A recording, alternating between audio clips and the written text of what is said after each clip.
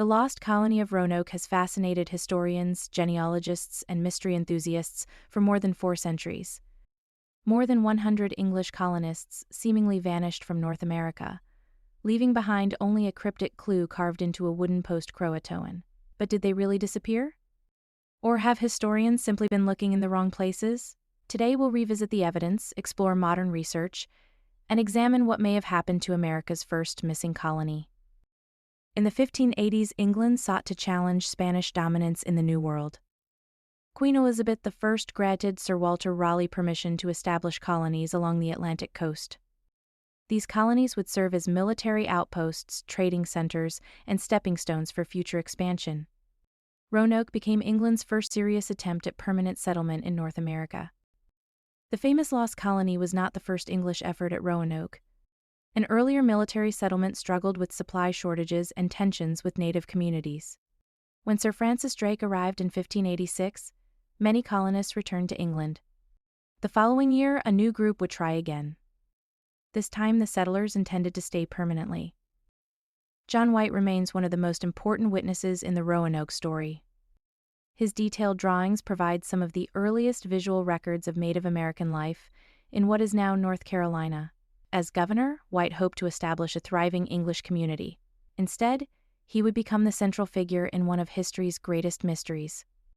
Virginia Dare was the first English child born in North America. Her birth symbolized England's hopes for a permanent presence in the New World.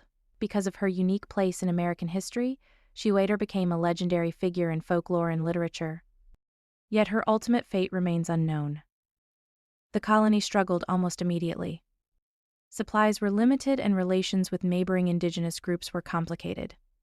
The settlers persuaded Governor White to return to England for assistance. No one knew that events in Europe would delay his return for years. Just as White arrived in England, Europe entered a period of crisis.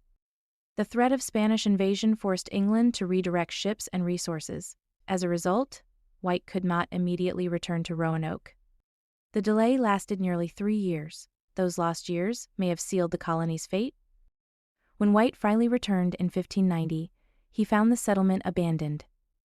The houses had been dismantled rather than destroyed. There were no signs of violence. Most importantly, there were no human remains. Whatever happened appears to have been planned rather than sudden. Before leaving, White and the colonists had agreed on a system. If the colony relocated, they would leave a message. If they left under duress, they would carve a Maltese cross. No cross was found.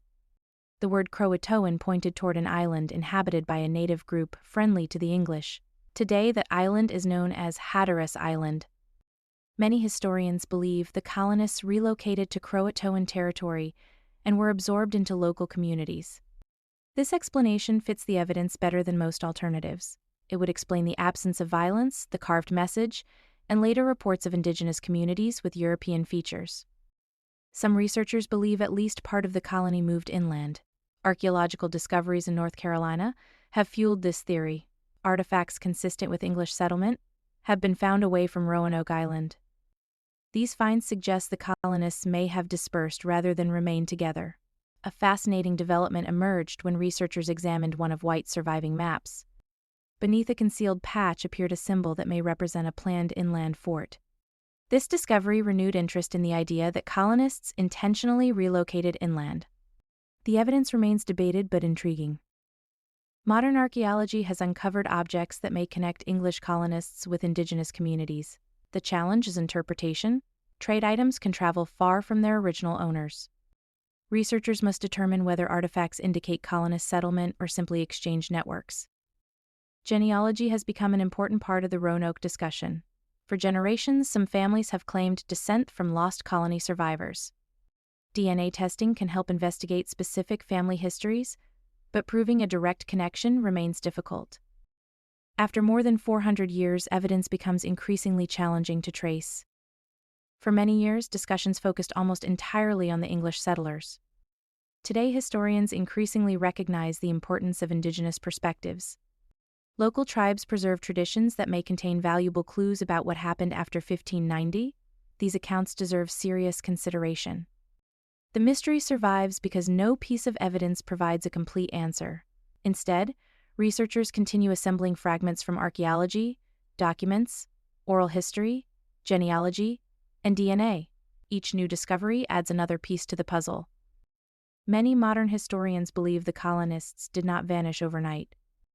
Instead, they likely divided into smaller groups and joined neighboring indigenous communities. Rather than a mystery of disappearance, Roanoke may actually be a story of survival and adaptation. As genealogists, Roanoke reminds us that history is rarely simple. The absence of records does not mean people vanished.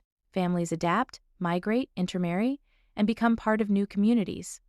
The Lost Colony demonstrates why we must combine documentary evidence, archaeology, genetics, and historical context. For centuries, people have asked what happened to the Lost Colony. The better question may be whether they were actually lost at all. The evidence increasingly suggests survival rather than disappearance. Their descendants, if any, can be identified, may represent one of the earliest examples of cultural blending in colonial America. Thank you for joining me as we revisited one of America's most enduring mysteries.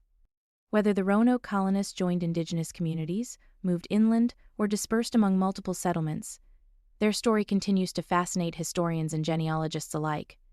Follow Ancestral Spotlight for more explorations of genealogy, DNA, forgotten peoples, lost cultures, and the mysteries hidden within our shared past.